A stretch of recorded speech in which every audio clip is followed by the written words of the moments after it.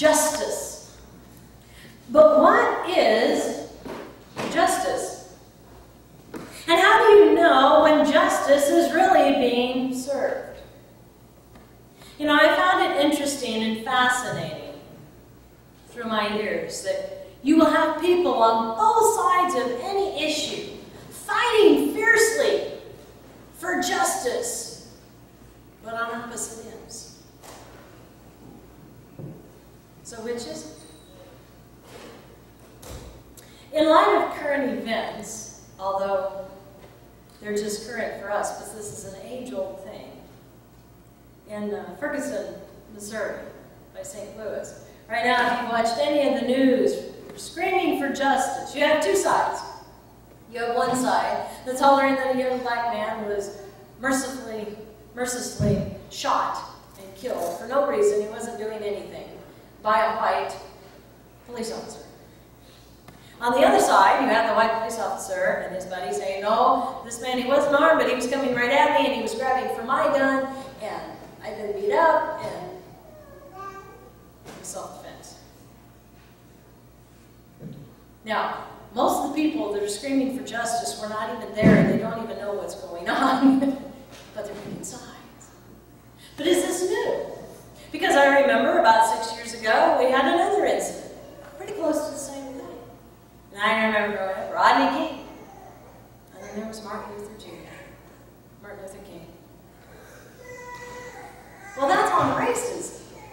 We hear justice all the time with racism. But what about religion? We've been praying for a young lady who was pregnant and had a young man who refused to denounce her Christianity and turned Muslim, who had been enslaved and was going to be executed and was on death row. And we prayed long and hard for her, for justice to be done, and she was released. And we can thank God for the wonderful answered prayers. And yet, if you listened to the radio yesterday, there was a huge outpouring cry for the Christians that are in Iraq. We're being slaughtered one by one. It's a horrible genocide. And people are screaming, where is justice? But is it new? What about Hitler?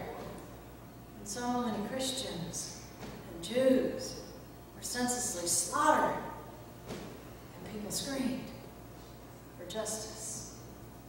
Or what about the Christian Crusades? You can take it back even farther to Constantine.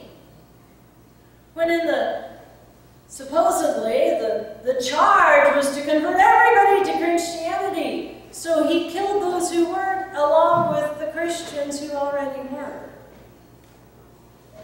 Justice? No, it was a ploy for Rome, that he was working both sides. All right, so let's get away from religion here. What about those who are starving over in third world countries? They have no food, they have no shelter, they have nothing. And people have poured money and food into giving it to them, and it sits on the docks and it rots because the government refuses to give it to them, or rebels are holding it hostage. Where is the justice? How many here love Robin Hood? He was always my favorite. Loved Robin Hood. Well, a lot of people try to throw everything in Robin Hood's camp. Not really, because Robin Hood would steal from the rich who had just stolen from the poor and give it back to the poor. But we see this going on now in our culture today, right? We have people who worked really, really hard to make money, and they've been smart with their money, and they didn't spend it, they saved it, and they invested it. And then you have other people who didn't feel like working, and they were lazy, and what money they had, they squandered it. And so now we see two camps. We see people coming in and taking the money from those who worked to earn it and giving it to those who didn't. Is that justice? Is the person who didn't work going to want to work again? No, because they didn't have to. And is the person who just got their money taken away from them, are they going to work? They're not going to want to, because what's the point in it? It was just taken away from them. So what is justice? How about murder? These are questions I was asking my kids, and they had to ponder and think about these. What about the person who's just killed 10 people, and they're screaming for justice, And so he's put in prison. He's found guilty. He's tried and convicted. And he spends life in prison where he gets 3 meals a day, he gets a roof over his head, and he gets activities to do, and he gets TV to watch. Was justice served? What about the person who's sitting on the street corner that has no money, has no food, has no shelter, has no activities? How does that compare with justice? Or what about the people who've been convicted for murder because something so heinous has happened, and people are screaming so much for justice that they will convict an innocent man or woman because they are so desperate for justice, even if they're not the ones who did it? Why I bring this up, I don't have answers, and I'm not telling you what's right or wrong. But I want you to think. I want you to do some critical thinking about things. We have all this shoved at us on a daily basis in the culture. Political correctness, I love that. Could that be any more of an oxymoron? Political correctness. But most of it is in a way to change our view on justice. But is it really? We are called as Christians to analyze things that are going on in the world, to analyze things that are being thrown at us on a daily basis. Is it justice or not? And what do we have as a benchmark to put it against? Our own opinion? Well, that's where we're going wrong in this nation. We're called to put it against the benchmark of God's justice. I love this because people say, well, I don't understand, because in the Old Testament you have Moses saying an eye for an eye and a tooth for a tooth, that's justice. So if I punch you in the face and I knock your tooth out, you have all the right then to punch me in the face and knock my tooth out, and that's justice. But then we have Jesus coming along and he says, I know what Moses says, but I tell you, anyone who slaps you in the face, what are you to do? Turn the other cheek. That may not sound like justice, does it? And you may go, well, that doesn't make sense, because now it sounds like Jesus is saying, be a doormat. Let everybody walk all over you, and that's okay, because that's what we're called to do. But that scripture has been taken out of context way too many times. That is not what Jesus is getting at. He's saying, I want you to turn the other cheek, because what will happen if you don't? You're going to punch the other guy back, right? And if you punch him back, what's he going to do? He's going to punch you harder. And then you're going to punch him harder.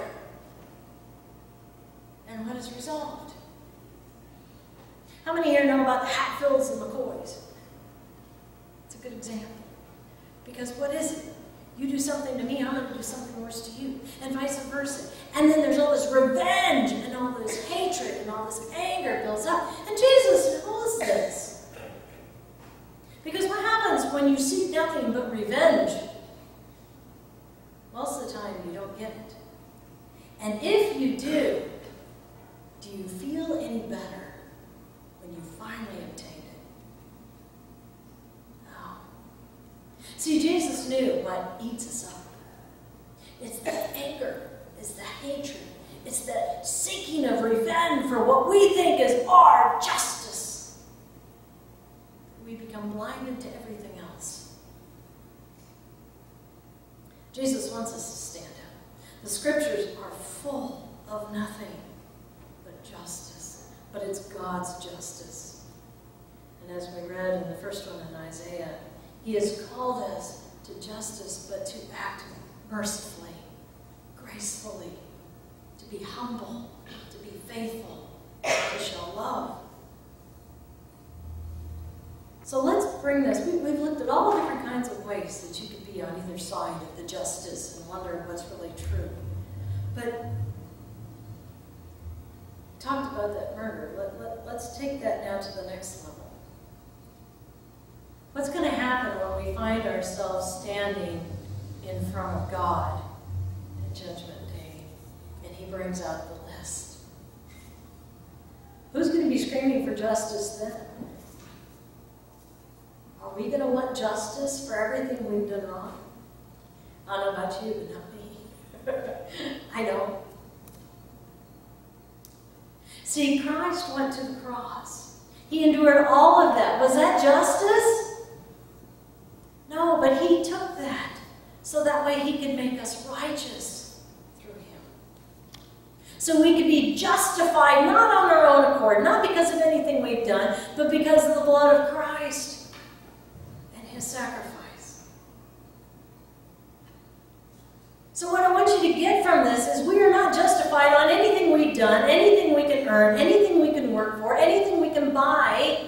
We can only become justified through Christ and his sacrifice. Because anything else will make it short of the glory of God. Romans 3:23 says, "For the wages of sin are death." There is nothing we can do on our own accord to earn that spot in glory.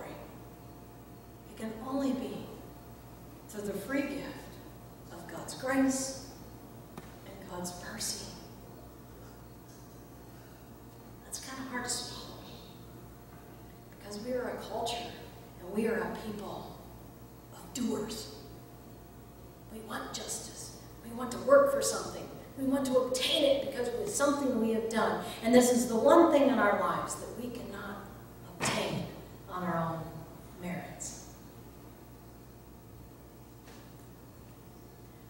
So my challenge to you this week is as you listen to all the things in the paper and on the TV and world events, I want you to look at it through the lenses of Christ.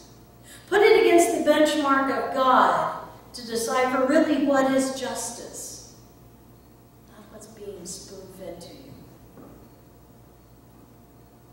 And I want you, if you have not taken that opportunity, to accept Christ and to accept that free gift. If you still think, Martin Luther, a lot of people don't know this. The main man who started all of Protestantism because he moved from the Catholics, because he said, we can read the scriptures. We don't have to go through the priest. We can come before God. We don't have to go through the priest. He's the one that nailed the 95 theses on the wall. I love it because my daughter's in, what's it called, social cultures or world cultures. And that's what they're learning right now. It's like, this is cool. So I've been helping her with her homework. But it's because of that man that we can come in church and worship the way we want to, and we're not all Catholic. Not that there's anything wrong with the Catholics, but that we have the freedom to do as we choose. But what people don't know about Martin Luther, he was the most depressed man in most of history. And you know why? Because he could not accept the fact in his mind, could wrap around in his heart, that he didn't have to work for salvation. That's the way he'd been brought up. That's the way he had thought. And he could not grasp the concept that God could love him so much that he didn't have to work for it. He didn't have to beat himself up on a daily basis, because he would go before God and he'd confess his sin, and he knew the minute he got back up, he was just as much of a sinner as he was when he knelt down. And it wasn't until his dying breath that he finally got it. And this is one of the most revered men in history. What I want you to get is, if you don't get it yet, you're not alone. Some of the greatest men and women in history didn't get it. But the sooner you do get it, the freer you will be. And the easier it will be to look through the lenses of Christ